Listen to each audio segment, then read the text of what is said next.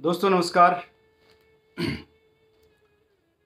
मैं हूं आपका दोस्त भास्कर द्विवेदी और आज फिर आपके समक्ष एक बेहद ही दिलचस्प एक टॉपिक है जो कि आजकल बिल्कुल बर्निंग चल रहा है, जिस पे आग लगी हुई है। तो टॉपिक का नाम है फटी जीन्स।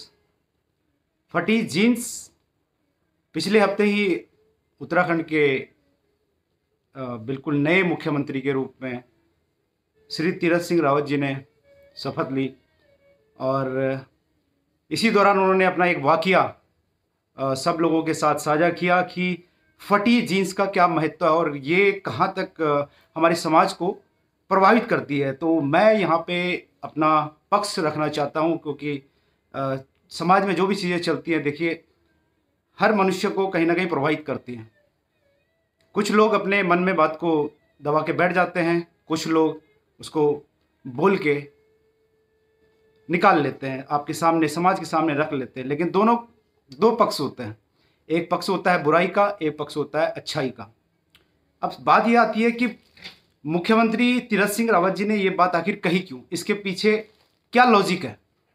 कुछ ना कुछ कारण होगा। बिना कारण के कोई भी बात, कोई भी स्टेटमेंट देना शायद कोई भी नहीं कहेगा। अगर मैं भी अभी यहाँ पर आपके समक्ष कुछ बोल रहा हूँ तो इसका कोई कारण है और उसके पीछे का जो कारण है उसको ढूंढने की कोशिश की है और तब मैं आपके सामने रख रहा हूँ। तो वहाँ भी कोई ना कोई लॉजिक होगा, वरना इतने बड़ी पोजीशन पे बैठा हुआ कोई शख्स और इस तरह की बातें नहीं कर सकता। तो बिना लॉजिक के कोई भी बात नहीं होती है। तो बात होती है कि फटी जीन्स क्या है। फटी जीन्स कहीं ना कहीं आप सब लोग जानते हैं कि आजकल रिपिंग जीन्स जिसको हम बोलते हैं, या जो फटी हुई जीन्स, जहाँ से जीन्स को इस तरह से मॉडर्नाइज करके जो है फैशन का एक दौर है और उसको लगभग हर एक घर ने उसको अडॉप्ट किया है। अब वो क्यों अडॉप्ट किया है ये भी मैं आपको बताऊंगा। पहले बात करते हैं कि आखिर तीरथ सिंह रावत जी ने ये बात कही क्यों। भाई, तीरथ सिंह रावत जी जमीन से जुड़े हुए व्यक्ति हैं। देखो, मैं किसी व्यक्ति का पक्ष नहीं ले रहा हूँ और न ही मैं किसी व्यक्ति की बुराई करना चाहता हूँ। मैं महिलाओं का सम्मान करता हूँ, वहीं मैं पुरुषों को भी सम्मान करता हूँ। और जो खासकर जो लोग कुछ कर रहे हैं इस देश के लिए, इस राष्ट्र के लिए, इस भारतवर्ष के लिए, हमारी सनातन संस्कृति के लिए, मैं उनका बेहद दिल से सम्मान करता हूँ। और जहाँ भी कोशिश होती है वहाँ मैं अपना कंट्रीब्यूशन देने की कोशिश करता हूँ। तो ये जो वाकया घटा, इस वाकये ने पूरे देश में एक तरह से आग लगाई हुई है। खासकर अगर आप न्यूज़ चैनल देखते हैं तो उस पर बहुत ही ज़्यादा, खासकर आज तक अगर आप न्यूज़ चैनल देखते हैं तो अंजना ओम कश्यप और इस पे बड़े बड़े लोग डिबेट कर रहे हैं और अपनी अपनी तर्क संगत बातें रखने की कोशिश कर रहे हैं।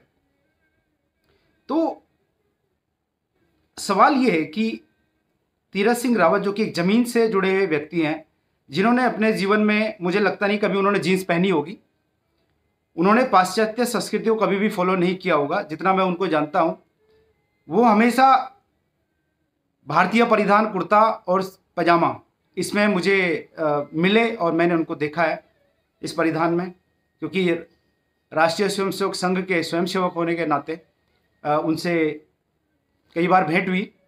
तो देखो, स्वयंसेवक जो भी होते हैं वो बड़े ही ज़मीन से जुड़े हुए लोग होते हैं, उनके पास कोई दिखावा नहीं होता है। तो जिस इंसान ने कभी जीन्स ना पहनी हो, जिस इंसान ने कभी इस तरह के पाश्चात्य संस्कृति को बढ़ावा देने वाले कपड़े ना पहने हो या फैशन की बयार में जो ना बया हो, अगर उन्होंने कोई बात कही होगी तो उसके पीछे बड़ा कुछ ना कुछ लॉजिक हो सकता है। अब बात आती है कि पहले मैं यही कहना चाहूँगा कि अगर भारतीय संस्कृति के बारे में, संस्कार के बारे में अगर भारतीय नहीं बोलेगा तो पाकिस्तान का क्या जो प्रधानमंत्री है इमरान खान बोलेगा? आप मुझे बताइए कि सऊदी अरब का जो किंग सलमान खान है, क्या वो बोलेगा कि भारत की संस्कृति में ये होना चाहिए, ये नहीं होना चाहिए, ये समाज के हित में है, ये समाज के विरुद्ध में है? ये बात हम ही लोगों में से के बीच से लोगों को बोलनी पड़ेगी।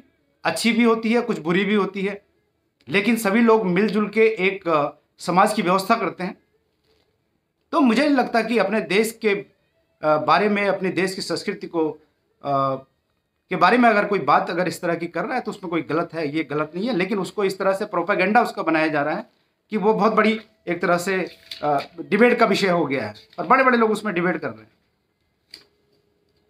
बात आती है, आखिर एक बात मैं कहना चाहता हूं कि संस्कार, संस्कार किस चिड़िया का नाम है? संस्कार शब्द भारतीय सनातन संस्कृति का बहुत बड़ा शब्द है। यह अपने आप में ही पूरा जीवन, पूरा ब्रह्मांड समाये हुए है। वो कैसे? भारतीय संस्कृति के अनुसार 16 संस्कार होते हैं। उन 16 संस्कारों में जो सबसे पहला संस्कार होता है वो गर्भाधान होता है, जब स्त्री गर्भ धारण करती है। उसके बाद जब इंसान की मृत्यु होती है वो 16वां संस्कार होता है, जिसको हम श्राद्ध भी कहते हैं या अंत्येष्टि संस्कार भी कहते हैं। वहां जाकर ये 16 संस्कार, इस तरह से संस्कार खत्म होते हैं। अब ये जो बीच का जो टाइम है, जो बीच में जो कुछ हुआ, उसमें क्या होता है? उसमें इंसान क्या करता है? संस्कार कहां से शुरू होता है? संस्कार घर से शुरू होते हैं। सबसे पहले घर से शुरू होता है संस्कार। उसके बाद स्कूल से शुरू होता है। किस स्कूल में आपने उसको डाला है बच्चे को, उस स्कूल में किस तरह के संस्कार दिए जाते हैं, किस तरह की शिक्षा दी जाती है, क्या वहाँ पे नैतिक शिक्षा दी जाती है। उसके बाद आपके जो नौनिहाल है उनके किस तरह की संगति है, किस तरह के उनके फ्रेंड सर्किल है, किन किन लोगों के साथ उनके उठना बैठना है, किन किन लोगों के संपर्क में वो लोग हैं, कि क्या क्या गतिविधियां वो लोग करते हैं, किस तरह के खेल वो खेलते हैं। इन सब चीज़ों का एक मिला जुला रूप है जहां से संस्कार बनता है। शरीर, मन, मस्तिष्क की शुद्धि करना, उसको बलवान बनाना,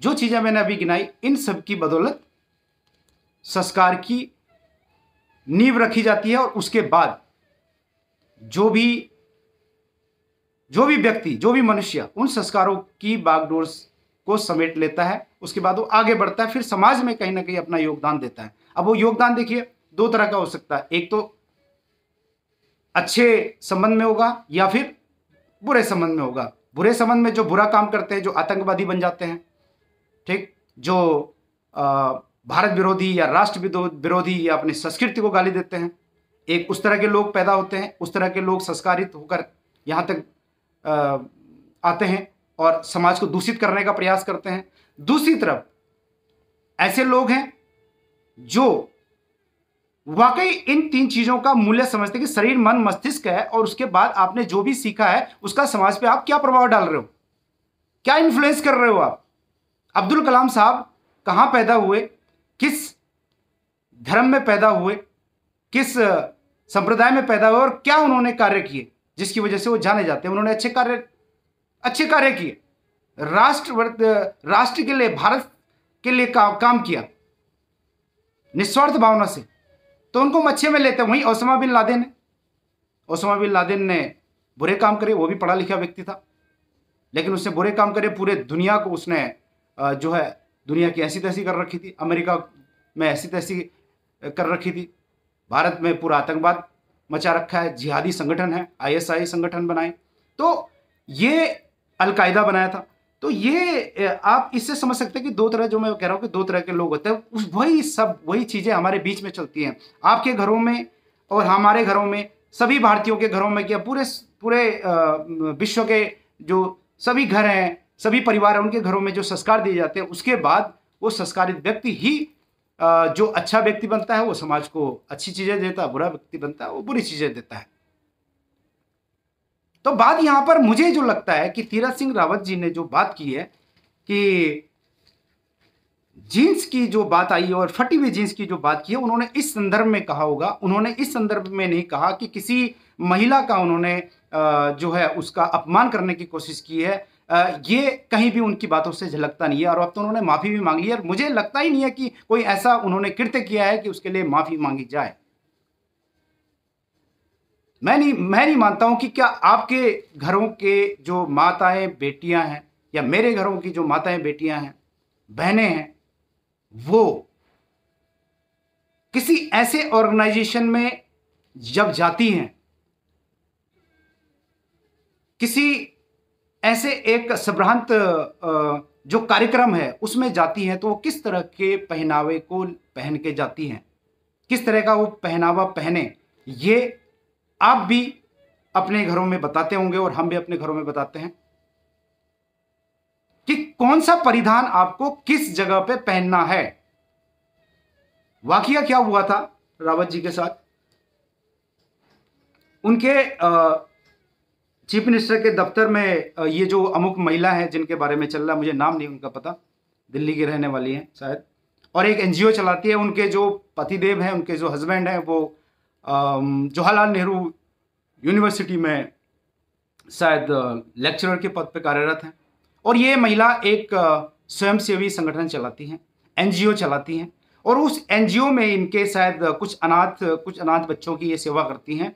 उस तरह का कुछ एनजीओ है शायद, उससे रिलेटेड जो इनकी बात थी, जिसकी वजह से ये सीएम साहब, उत्तराखंड के सीएम साहब को मिलने के लिए गई और उनसे जो भी है अनुदान लेना होगा या इस तरह की कोई बात होगी। और तब इन्होंने जो पहनावा उन्होंने पहना हुआ था, तो उस पहनावे के लिए, उस पहनावे के देखने के बाद आप सीएमओ ऑफिस में जा रहे हैं, आप चीफ मिनिस्टर के ऑफिस में जाते हैं। मुझे नहीं लगता है कि कोई भी व्यक्ति, एक डिस्ट्रिक्ट मजिस्ट्रेट के ऑफिस में अगर कोई महिला जा रही है तो वो फटे वस्त्र पहनकर उसके ऑफिस में जाए। एक डेकोरम होता है, जिस तरह से प्राइवेट संस्थान में ड्रेस कोड होता है, आप एक ड्रेस कोड से बंधे हुए होते हो, उस ड्रेस कोड के पहन के ही आप, कहते हैं ना फॉर्मल और कैजुअल, फॉर्मल और कैजुअल दो तरह की ड्रेसेस होती हैं। प्राइवेट संस्थान की भी मैं बात कर रहा हूं, चाहे वो सरकारी संस्थान हो, ये सभी जगह अप्लाई है।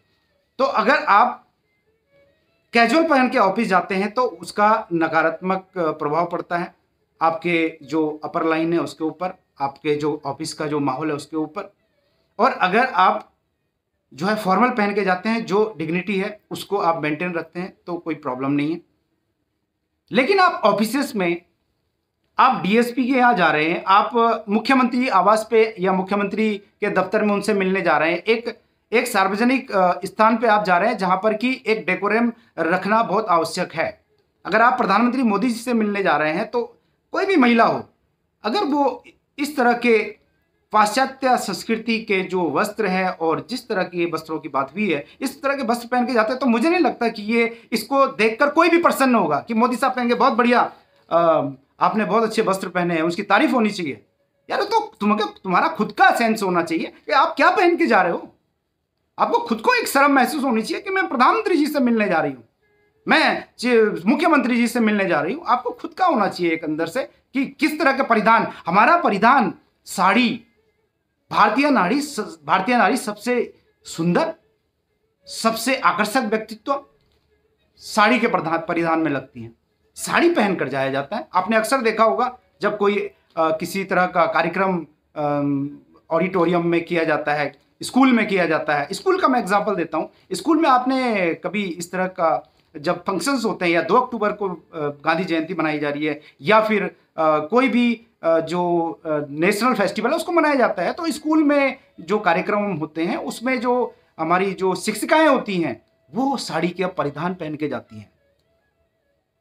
बीएड जब लोग करते हैं, मैंने देखा है बीएड करने वाले लोग, उनकी बीएड करने के बाद उनकी प्रैक्टिकल ट्रेनिंग होती है, स्कूल में उनकी ड्यूटी लगती है, उनको पढ़ाना होता है, तो सभी उनका एक ड्रेस कोड है ब्लू कलर का, आपने भी देखा होगा। वो ब्लू कलर का वो ड्रेस कोड पहन के जाती है और बड़ी आकर्षक लगती है, बहुत अच्छी लगती है। लेकिन कहीं भी मन मस्तिष्क में ऐसा विचार नहीं आता है कि उनको देखकर जो है इस तरह का भाव आए, कुछ गंदा भाव आए, कोई उत्तेजना हो, ऐसा नहीं होता है। लेकिन अगर आपने वस्त्र नहीं पहने हैं और उस तरह के भड़कीले वस्त्र पहने हैं, फिल्म वाले वस्त्र, मैं इनको कहता हूं फिल्म वाले वस्त्र, देखो जाहिर सी बात है, यह स्वाभाविक है कि कोई ना कोई उस पर फप्ती कसेगा।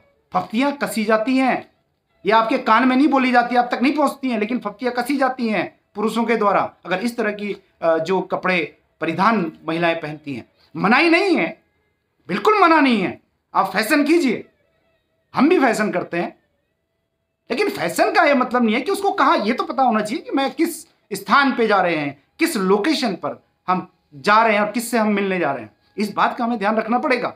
आप चले जाइए, घूमने जा रहे हैं, आप आधे कपड़े पहनिए, पूरे कपड़े पहनिए, कौन रोकने वाला है? कोई किसी को नहीं पड़ी है भाई, कोई किसी को नहीं बोलता है। आप शादी ब्याह में जाइए, ऐसे कपड़े पहनिए, एक्सेप्टेड है, क्योंकि वहां माहौल ही ऐसा बना होता है कि आपको आकर्षक इस तरह के कपड़े पहनने होते हैं, माहौल है, कोई प्रॉब्लम नहीं है, कोई आपको कुछ नहीं बोलेगा। लेकिन जहां पे मर्यादावान जो संस्थान है, वहां पर ऑफिसेस हो गए, सरकारी संस्थान हो गए, या प्राइवेट संस्थान जो कॉर्पोरेट है, कॉर्पोरेट में की मैं बात करता हूं, मैं कॉर्पोरेट में जॉब करता हूं, कॉर्पोरेट में कोई भी ऐसा मैंने व्यक्ति नहीं देखा, ऐसी कोई महिला नहीं देखी जो इस तरह के कपड़े पहन के आते हैं कि उसके ऊपर बाद में फफ्तियां कसी जाएं और उसके ऊपर बाद में लोग आपस में डिस्कस करेंगे क्या पहना है, लोग उसको दूसरी नजरों से देखें। तो मुझे नहीं लगता कि तीरथ सिंह रावत जी ने कुछ गलत कह दिया कि इतना बड़ा प्रोपेगेंडा, मतलब इतनी बड़ी डिबेट, तुम्हारे पास कोई मुद्दे ही नहीं है बहस करने के लिए, यह मुद्दा रह गया है इसको क्या परिधान पहनना है। ठीक है, उन्होंने बोल दिया तो बोल दिया भाई, अब जमीन से जुड़े हुए इंसान हैं, उनका बैकग्राउंड जमीनी स्तर का है तो वो उसी तरह की बात करेंगे ना, उनको दिखेगा तो बोलेंगे, क्यों नहीं बोलेंगे वो। मुझे भी अगर कोई ऐसे मिलने आता है और उसको कोई सहायता चाहिए और अनर्गल जो है भड़कीले कपड़े पहन के आते हैं तो हम भी बोलेंगे ना भाई क्या चाहिए तुमको, देना तो बाद में, अगर उसको अनुदान कुछ देना भी है तो वो तो वहीं मन अपना खराब हो जाएगा कि भाई इसको क्या देना है, इसको तो तमीज़ नहीं है पहनने की, कपड़े पहनने की तमीज़ नहीं है, बाकी तो बात की बात है। ऊपर से आप एनजीओ चलाते हैं, आप ऐसा ऑर्गेनाइजेशन चलाते हैं जिसमें बच्चे हैं, आप बच्चों को क्या शिक्षा देना चाहते हैं, क्या बनेंगे वो बच्चे। तो ये जो फैशन है, इसको फैशन को वहीं करना चाहिए जहां पे इसकी जरूरत है। आप मार्केट घूमने जा रहे हैं, लाजपत नगर घूमने जा रहे हैं, आप दिल्ली, करिए फैशन, वो जगह ही इसके लिए। आप सीपी जा रहे हैं कनॉट प्लेस में, वहां पे आपको जाना है, आप फैशन कीजिए, कौन मना कर रहा है, अच्छा लगता है। लेकिन एक मर्यादित जगह पर इस तरह की पोशाकें पहनना किसी को भी गवारा नहीं होगा। ये अंजना ओम कश्यप जिनकी आज तक चैनल है, ये दुबई से फंडेड होता है, इस तरह का ये और चैनल भी हैं। अब इनको बोलना है, इनको आपको पता है कि इनको ये सिर्फ इस पर चलते हैं, इस पर भोगते हैं, इनके आगे जितना टुकड़ा पड़ेगा ये वही बोल देंगे। इनको देश की माँ बहन करनी होगी, ये कर देंगे, भारत माता तेरे टुकड़े होंगे, पैसे आएंगे जेब में, ये कर देंगे। हम नहीं करते हैं, हमें भी कई बार लोग प्रलोभन देते हैं कि हमारा ये संगठन ज्वाइन कर लो, पैसा मिलेगा। भाई हम नहीं कह सकते, मैं अपनी माता और पिता का अपमान नहीं कर सकता हूं, मैं अपने सनातन संस्कृति का अपमान नहीं कर सकता हूं, मैंने सनातन में जन्म लिया है, मुझे गर्व है अपनी सनातन संस्कृति पे, अपने भारतीय होने पर। इसलिए गर्व है कि मेरे पास वो शिक्षा है, वो नैतिकता है जो पूरे ब्रह्मांड को एक ही नजर से देखती है। मनुष्य एक मनुष्य ही है जिसके अंदर वो शक्ति है, वो सोचने समझने की शक्ति ईश्वर ने प्रदान की है, जो जानवरों को नहीं की है, जो पक्षियों को नहीं की है। किस पक्षी को पड़ी है कि फलाने जानवर ने कौन सी तरह के कलर पहना है, कौन सी तरह के कपड़े पहनना है, वो क्या कर रहा है, ये क्या रहा, उनका काम, उनको इतनी सोच ही नहीं दी है, ये सिर्फ इंसान को दी है। इसलिए इंसान ने एक सिस्टम बनाया और उस सिस्टम को, जो ये बना बुना सिस्टम है, हम साथ में रहते हैं सब लोग।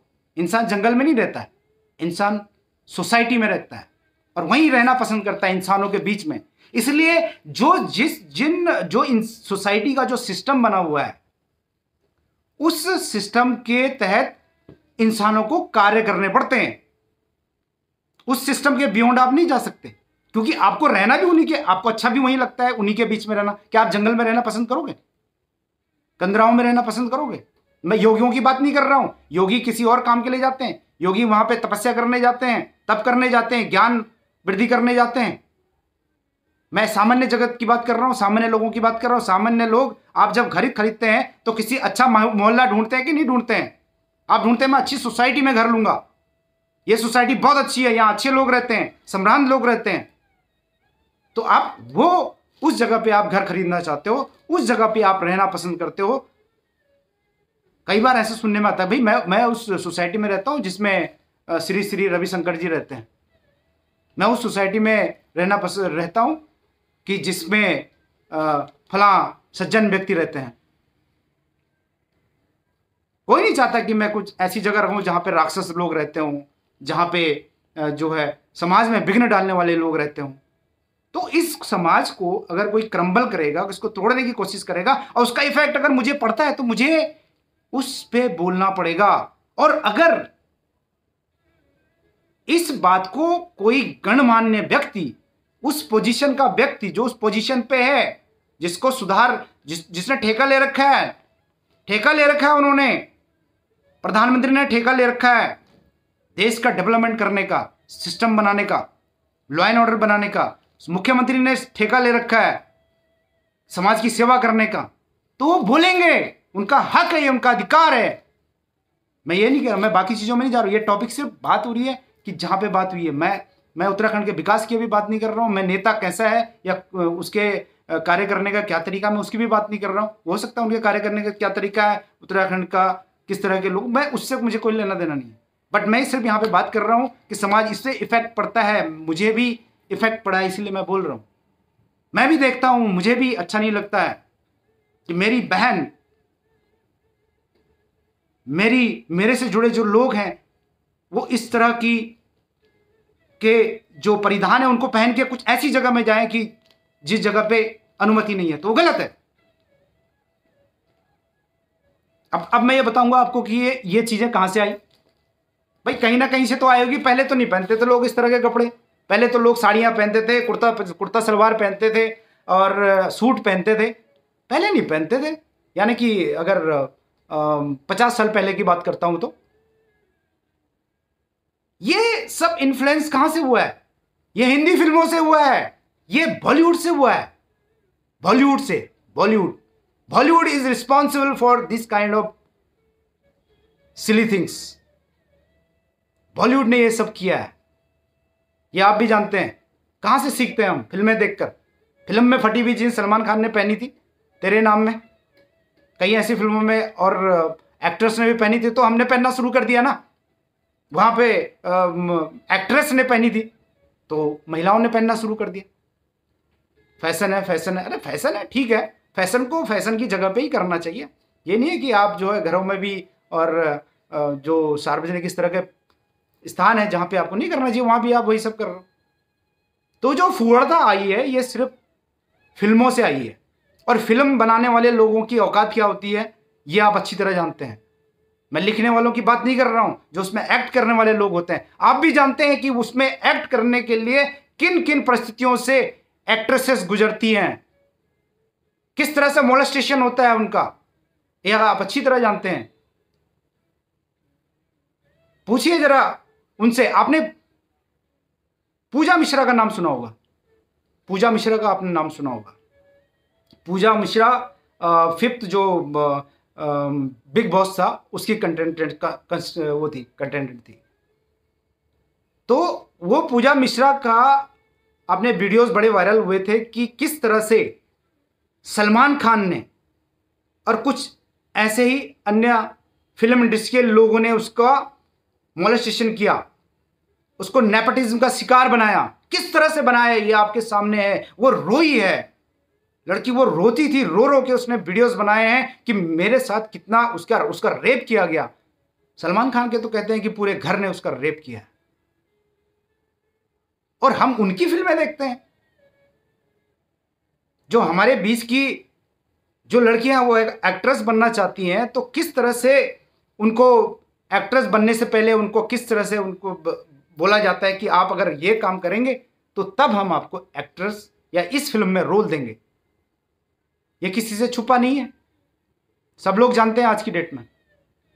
अरे आप तब क्यों नहीं बोलते हो जब मिर्जापुर जैसी मूवी में गाली गलौज होती है, खुलेआम गालियां दी जाती हैं, तब तो अंजना ओम कश्यप ने कुछ नहीं कहा। तब तो ये जो विपक्ष के लोग हैं, कांग्रेस के लोग, जो बीजेपी के अगेंस्ट में जो लोग इस समय बोल रहे हैं, या जो अन्य वामपंथी कम्युनिस्ट लोग हैं, इन्होंने तब तो नहीं बोला। किसी ने आज तक उस पर बहस नहीं की, उस पर कोई डिबेट नहीं की। यह आप अचानक से एक कल्चर्ड वे में बात हुई है और उस पर इतनी बड़ी डिबेट आपने उस बंदे को, मतलब अंजना ओम कश्यप बोल रही थी कि आप ऐसे व्यक्ति को जिसको इतनी तमीज नहीं है महिला का सम्मान कैसे करना है, उसको आपने बिल्कुल घटिया बता दिया। ये अंजना ओम कश्यप के शब्द हैं कि ऐसे व्यक्ति को आपने चीफ मिनिस्टर बना दिया जिसको इतना भी पता नहीं है। उनके घर में भी माताएं बहनें हैं भाई, उनकी भी बेटी है, उनकी भी वाइफ है, वो हमारे उत्तराखंड से आते हैं। और अच्छा नहीं लगता हमें कि हमारे उत्तराखंड के लोग आज बड़े बड़े पदों पर हैं सेंट्रल गवर्नमेंट में, और अच्छा काम कर रहे हैं, इस देश को बहुत कुछ दे रहे हैं, लेकिन आप इस तरह की घटिया बात करते हो। तो दोस्तों एक बात मैं आपको और बताना चाहता हूं। एक बार मेरे एक मित्र हैं, वो इसी से जुड़ा हुआ मामला है, बीजेपी के हेड ऑफिस, पुराने जो हेड ऑफिस है दिल्ली में, उसमें गए थे और वहाँ पर एक चीज़ देखने को मिली। अमित शाह जी बैठे हुए थे, अमित शाह जी से मिलने के लिए एक महिला भी वहाँ पे आई हुई थी, और वो महिला बिल्कुल सेम इसी तरह के परिधानों में थी, जिस तरह के परिधानों की अभी ये जो बात मैं कर रहा हूँ, वो इसी तरह के उसने कम कपड़े पहने हुए थे। इवन उसने टी शर्ट पहनी हुई थी, और टी शर्ट जो है उसकी ऊपर टैकिंग से थी, मतलब उसका ये जो बीच वाला एरिया है, और जीन्स वो फटी हुई जीन्स थी, और उसको जो है वो उनसे मिलने गई थी, उसको कुछ काम होगा और मिलना होगा। तो वो वहाँ पे जो वाकया हुआ वो इस तरह का था कुछ, कि जब उसको वो अमित शाह जी से मिलने गई, और अमित शाह जी के पास उसने फोटोग्राफी करने की सेल्फी खींची कि मुझे आपके साथ फोटो खींचनी है, तो फोटो खींची उसने, और तभी अमित शाह जी की नज़र इस बात पे पड़ी कि यार ये तो गलत है, मतलब ये फोटो उसने सोशल मीडिया पे लगाई। तो अमित शाह जी ने उसी समय उसको रोका, उसी समय उस लड़की को रोका और उसको डिलीट करवाया, वो पोस्ट डिलीट करवाई फेसबुक से, और उसको बोला अब इसको यहां से बाहर निकालो। गलत नहीं कहा भाई, गलत नहीं कहा। मैं चड्डी पहन के नहीं चला जाऊंगा अमित शाह जी से मिलने, हेड ऑफिस में चीफ मिनिस्टर से मिलने, बिकनी पहन के नहीं जाऊंगा मैं। जो चीज जहां के लिए बनी है उसको वहीं पहनो ना। जाओ गोवा में जाओ घूमने के लिए बीच पे, वहां पहनो, वहां सभी लोग ऐसे होते हैं। आप एक स्वच्छंद वातावरण में आप इस तरह के काम करोगे तो अच्छा नहीं लगेगा, किसी को भी अच्छा नहीं लगेगा। मुझे तो बिल्कुल अच्छा नहीं लगा, मैं इस चीज का घोर विरोधी हूं। जो चीज जहां के लिए बनी है उसको आप वहां पे करिए, किसी को कोई आपत्ति नहीं है। एक एक संवैधानिक पद पे बैठे हुए व्यक्ति को अगर आप इस तरह से मिलने जाएंगे तो जो अनुदान आपको मिलना था वो भी नहीं मिला होगा, कहां से मिलेगा? ये तो इतनी बड़ी बात बन गई। तो कई बार ऐसे शब्द देखने को मिलते हैं, ऐसे विचारक हैं इस देश में कि जिसकी नजर खराब है पहले अपनी नजर ठीक करे। भाई नजर ऐसे किसी की खराब नहीं होती है। मंदिर जब रास्ते में पड़ता है तो सर नवाने का मन करता है। कोई माता बहनें, जब हम मेट्रो में सफर करते हैं तो माता बहनें खड़ी रहती हैं, माताएं खासकर बुजुर्ग महिलाएं, तो हम अगर बैठे होते हैं सीट पे तो हम खड़े हो जाते हैं सम्मान के लिए, ताकि उनको दिक्कत ना हो, उनको बिठा देते हैं वहां पर। ये हमारे संस्कार हैं। जो चीजें जहां पे होनी चाहिए वो वहीं होनी चाहिए, मैं समझता हूं।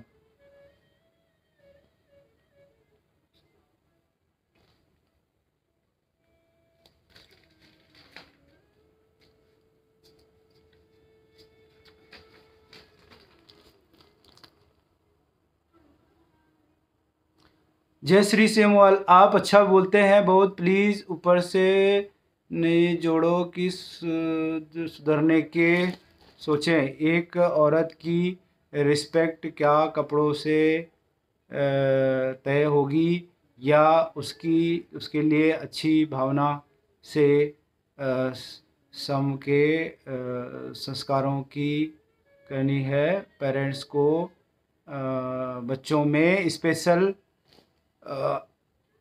पेरेंट्स को, हाँ तो ये बहन बोल रही है जिस तरह से, तो ये ठीक बोल रही है। और मेरा देखो बहन, मैं महिलाओं को बहुत सम्मान करता हूँ, इवन मैं कविताएं लिखता हूँ महिलाओं पे, और मैं माता का सम्मान करता हूँ। और लेकिन मैंने पहले ही बता दिया कि जो जगह की मैं बात कर रहा हूँ, कि अगर आप घूमने फिरने जा रहे हैं, आप किसी पार्टी में जा रहे हैं, तो वहाँ पे आप पहनिए, कोई इतनी अनर्गल चीज़ नहीं है, इतना भी कोई नहीं करता है कि कोई नग्न घूम रहा हो। लेकिन जो इस तरह की जो बात हुई है, जो उनका कहने का मतलब था, मैं सिर्फ वो बात कर रहा हूँ, मैं उनको डिफेंड भी नहीं कर रहा हूँ।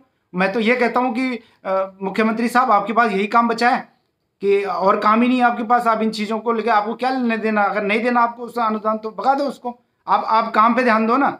उत्तराखंड में इतनी उठक पटक चल रही है, 20 साल हो गए, लेकिन डेवलपमेंट खासकर रोजगार के नाम पे कुछ नहीं है, उस बातों में फोकस करो, उनको करना चाहिए उस बात। लेकिन वो इस तरह के स्टेटमेंट दिए, चलो दे दिया तो दे दिया, लेकिन मुझे गुस्सा इसलिए आया कि जब मैं टीवी में ये न्यूज चैनल को देख रहा हूं तो वहां पे इस तरह की अपमान किया जा रहा है। अरे उस इंसान ने इतना स्ट्रगल किया है यहां तक पहुंचने के लिए। आप चले जाओ, आप चले जाओ प्रचारक बनने के लिए। प्रचारक क्या होता है मालूम है? प्रचारक किसको बोलते हैं? किस तरह से रातों को किन हालातों में रहना पड़ता है, किन हालातों में खाना पड़ता है। आसान नहीं है राष्ट्रीय स्वयंसेवक संघ का जो प्रतिनिधि बनना या उसका मेंबर बनना, कोई आसान काम नहीं है। ये बहुत तपे हुए लोग होते हैं।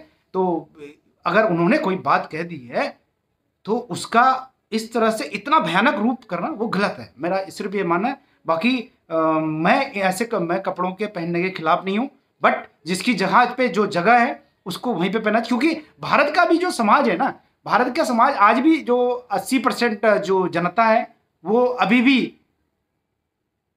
उतनी पढ़ी लिखी नहीं है। उस लेवल की मैच्योरिटी नहीं आई है हमारे अंदर कि हम यूरोप के लोगों की तरह सोचने लगें या हम अमेरिका के लोगों की तरह सोचने लगें। इतनी मैच्योरिटी नहीं है हमारे अंदर। वहां पे वो लोग मैच्योर हैं, उन लोगों के लिए ये मैटर नहीं करता है किसने कपड़े पहने हैं किसने नहीं पहने, उनकी बला से नंगे घूमो। इसलिए वहां तरह तरह के इस तरह के प्रोग्राम भी होते रहते हैं। कभी वो साइकिल से नंगा जो है, नंगी सारी औरतें नंगी हो जाती हैं और साइकिल से लंबा जो है ट्रैक पे चलती हैं 5 किलोमीटर 10 किलोमीटर, और इस तरह के उनके प्रोग्राम होते हैं, इस तरह के इवेंट करवाते हैं वहां पर। उसके लिए कोई कुछ नहीं बोलता है। क्यों? वह ब्राजील में होता है क्योंकि वो लोग इस मानसिकता से बाहर ना निकल चुके हैं। ये भारत नहीं है ना। भारत में अगर लड़की कोई अंधेरे में 8 बजे के बाद ऐसे आधे कपड़े में घूम जाए, क्या होगा उसके साथ? लोग रेप करके उसके बाद मार के फेंक देते हैं। क्यों लेना है इस तरह की आप बैल मुझे मार जिसकी बात है? क्यों करना है? मैं मुस्लिम की अगर बात करूंगा, देखो मैं अपनी बात रख रहा हूं, मैं किसी का डिफेंड नहीं कर रहा, ना मैं किसी पार्टी का प्रतिनिधि भी नहीं हूं। ठीक है, मुझे जो अच्छा लगता मैं बोलता हूं और जो मुझे नहीं लगता मैं नहीं बोलता हूं। मैं मुस्लिम महिलाओं की बात करता हूं। अब आप बोलोगे मुस्लिम महिलाओं को दबाया जाता है, अब मैं उस पर भी नहीं जा रहा हूं। लेकिन मुझे एक चीज़ अगर आपने देखी होगी, मुस्लिम मतलब वो भी उनके घर से ही बोला जाता होगा, वो बुरके में रहते हैं। अगर उनके पास बुरका नहीं भी है तो वो इस तरह के परिधान पहनते हैं कि शायद मतलब एक्सपोज कहीं से नहीं होता है, जहाँ तक मैंने अभी तक देखा अपनी पर्सनल लाइफ में।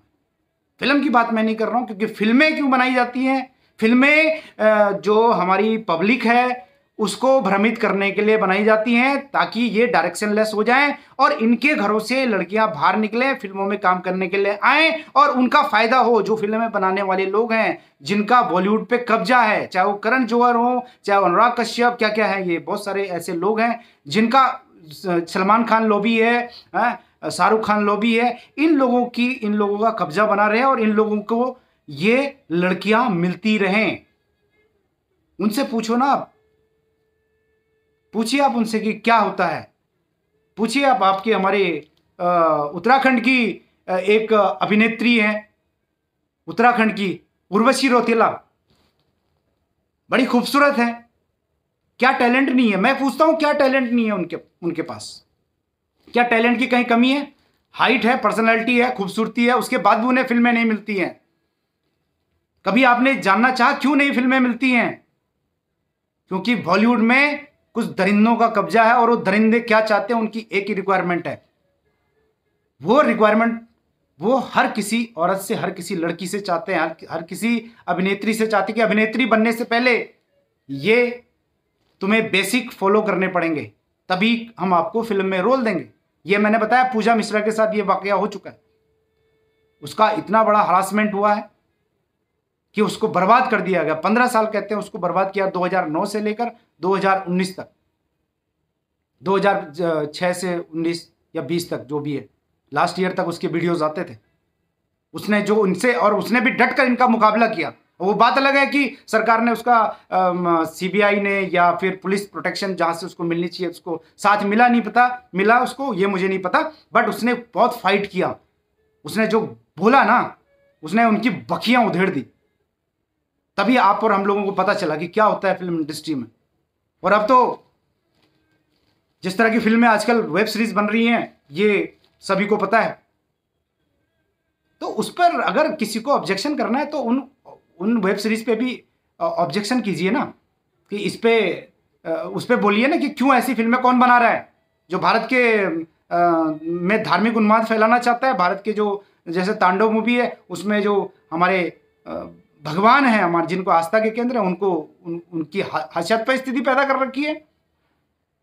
गाली गलौज तो ऐसे रखते हैं यार, मतलब ऐसा लगता है कि हम ऐसे मुल्क में रहते हैं, ऐसे एरिया में रहते हैं यूपी का, तो वो ऐसे एरिया दिखाते हैं कि जहां मतलब ऐसा लगता है हर 10 कदम पे एक शूट होता रहता है, एक ये मार दिया वो मार दिया, मतलब गाली गलौज करके धैड़ धैड़ धैड़, मतलब ये तो बिल्कुल रावण राज चल रहा है यूपी में, ऐसा वो फिल्मों में दिखाया जा रहा है। बिहार में इतना रावण राज चल रहा है यार, ऐसा तो प्रैक्टिकली तो ऐसा कहीं है नहीं। जो कुछ थोड़ा बहुत वारदातें होती हैं तो गुप चुप के होती हैं, ऐसा तो बिल्कुल नहीं है कि मतलब घर से निकलते ही धड़ाम गोली लग गई, या घर से निकलते ही पड़ोसी को मार दिया, उसकी बेटी भगा दी, उसका रेप कर दिया। मतलब क्या दिखा रहे हो आप? यही चीज रह गई दिखाने के लिए? अरे कुछ अच्छी चीजें दिखाओ, जैसे बी आर चोपड़ा ने महाभारत बनाई थी, आज तक ऐसी महाभारत दोबारा नहीं बनी। उसके बाद तुम्हारी आपकी एकता कपूर ने भी बनाई, क्या था उसमें? फुगड़ता। हॉल्ट बालाजी क्या पेश करता है? हॉल्ट बालाजी में इस तरह की वेब सीरीज बनती है एकता कपूर जैसी। आज मैं एक मुझे नाम याद, उसका पुनीत करके एक लड़का है, पुनीत करके एक एक्टर है, उसका भी मैंने पढ़ा था। पुनीत जो है फिल्मों में एक्ट करता है, और उसने भी बिग बॉस के बारे में बोला था, उसने सलमान खान की लॉबी के बारे में बोला था कि, और इसने करण जौहर के बारे में बोला था, महेश भट्ट के बारे में बोला था कि किस तरह की लॉबी है और ये क्या चाहते हैं, ये किस तरह, जैसे वो गे है तो वो एक पुरुष से भी क्या चाहता है, पुरुष से भी चाहते हैं,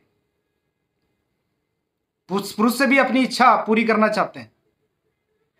तो इस तरह के लोग हमें टीवी पे और फिल्मों के माध्यम से हमारा मेंटल डिस्टर्ब कर रहे हैं, जिसकी वजह से जो आम फैमिलीज हैं, जो आम परिवार हैं, उनमें इस तरह के विखंडन की भावना आ रही है और इस तरह के फैशन की बहार में बहना पड़ता है।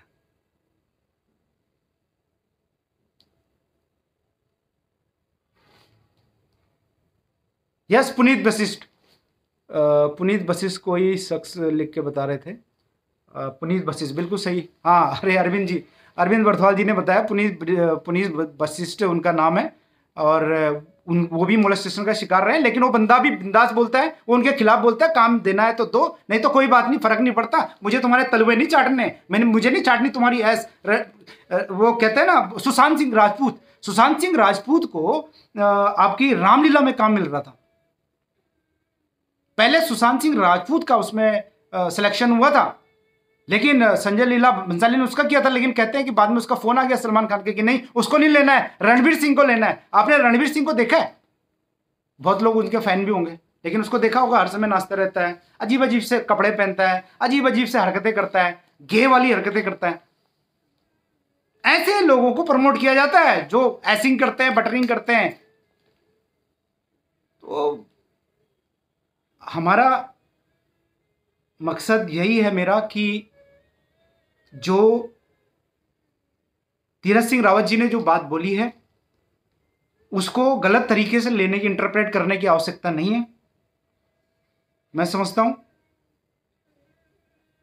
और अपने बच्चों को अगर हम जितने अच्छे से अच्छे संस्कार दें और उनको बताएं कि ठीक है बेटा, आप जीन्स पहन लो, इस तरह की जीन्स और इस तरह के कपड़े पहनने, आपने टॉप पहनने हैं, फैशन के बयान पहना, ठीक है, लेकिन इसको जहाँ पे पहनना है उसी जगह पे इसको पहनो। लेकिन ऑफिसेस में और कुछ इस तरह के जो इंस्टीट्यूशंस हैं, गवर्नमेंट के इंस्टीट्यूशन है, वहाँ पे इस तरह के अनर्गल कपड़े पहन के ना जाएं, तो उसी में सबकी भलाई है, उसी में हमारी संस्कृति को हम रख सकते हैं। आज दुनिया में चाहे वो यूएस के लोग हों या यूरोप के लोग हों, वो भारतीय संस्कृति को अपनाने की कोशिश कर रहे हैं। किसी तरह से भारतीय संस्कृति में, आपने सुना होगा, न्यूज़पेपर में आया था 2-4 साल पहले की, 2-3 साल हो गए इस बात को, शायद 2017 या 18 की बात होगी। सिल्वेस्टर स्टेलोन, रैम्बो की जो फिल्म, बहुत बड़े सुपरस्टार हैं हॉलीवुड के, तो उनके बच्चे का, वो उनका बच्चा एक्सपायर हो गया था, उसका पिंडदान करने के लिए, आपको पता है वो कहाँ है? वो अपना उसका बच्चे का पिंडदान करने के लिए भारतीय हिंदू संस्कृति के अनुसार हरिद्वार में उन्होंने अपने बच्चे का पिंडदान किया। तो वो लोग भारतीय संस्कृति को अपना रहे हैं। आपके मार्क जुकरबर्ग जो फेसबुक के ओनर हैं, वो यहां रह के गए अपने नीम करोड़ी बाबा के पास नैनीताल में। 1 महीना रह के गया बंदा, हालांकि उनके देहांत के बाद, लेकिन उसको जो एनर्जी मिली, उसका फेसबुक डूब रहा था, उसके बाद जो उसका कायाकल्प हुआ। स्टीव जॉब्स यहां आए थे नीम करोड़ी बाबा के पास उनकी मृत्यु के बाद 2000, मुझे लगता है 1973-74 की बात होगी, आए थे और वहां से गए। उसके बाद एप्पल ने जो छलांगे मारी हैं वो पूरी दुनिया जानती है।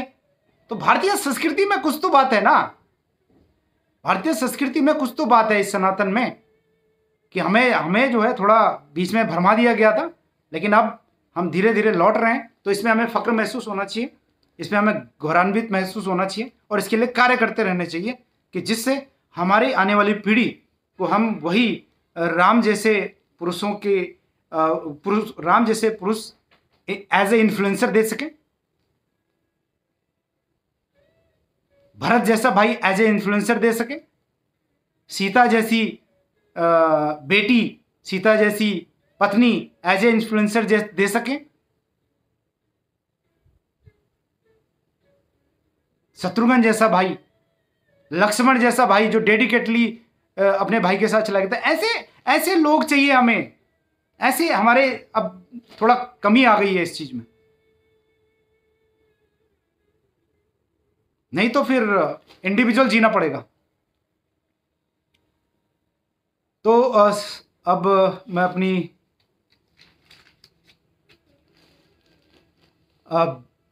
वाणी को अब मैं विराम देता हूं, क्योंकि काफ़ी समय हो गया है और मुझे जो कहना था वो मैं कह चुका हूं। और आप सभी लोगों का, सभी दोस्तों का बहुत बहुत धन्यवाद। और इसी तरह से मेरे वीडियोस को देखते रहिए दोस्तों। अक्सर मैं जो सोशल कॉज के मुद्दे होते हैं उन पे विचार विमर्श करने की कोशिश करता हूँ, उस पर कटाक्ष करने की कोशिश करता हूँ। जो अच्छी चीज़ें होती है वो मैं बताने की कोशिश करता हूँ। मेरा एक यूट्यूब चैनल भी है भास्कर द्विवेदी ब्लॉग के नाम से, और उस पर भी आप देखिएगा। और कोई भी बात अगर आपको मुझसे बतानी है मेरे माध्यम से, अगर मैं उस टॉपिक पे अगर कुछ आप बनवाना चाहते हैं तो मैं उस पर बोलूँगा। तो आप मुझे बताइए कि इस टॉपिक पे आप इस तरह से बताइए थोड़ा सा, तो मैं वो अवेयरनेस करने की कोशिश करूँगा। अच्छा लगा हो तो कमेंट ज़रूर करें दोस्तों। बहुत बहुत धन्यवाद सभी माताओं बहनों को। अगर मेरी कोई बात बुरी लगी हो तो प्लीज़ मुझे क्षमा कर दीजिएगा। मेरा मतलब वो नहीं है, हमारी माता बहनें भी हैं। मेरा मतलब सिर्फ ये है कि हमें थोड़ा सा कंट्रोल में चीज़ें करनी चाहिए।